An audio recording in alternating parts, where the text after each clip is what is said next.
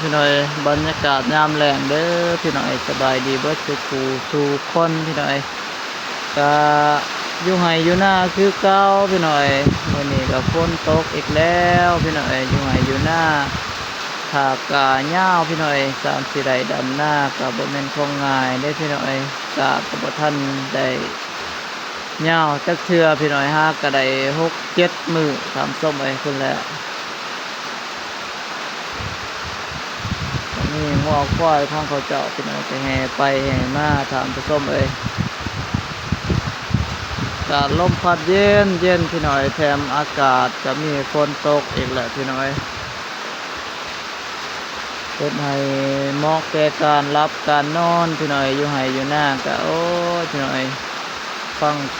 เสียงฝนตกแล้วก็เสียงกบเสียงเขียดห้องตามทุ่งไห่ทุ่งนาพี่หน่อย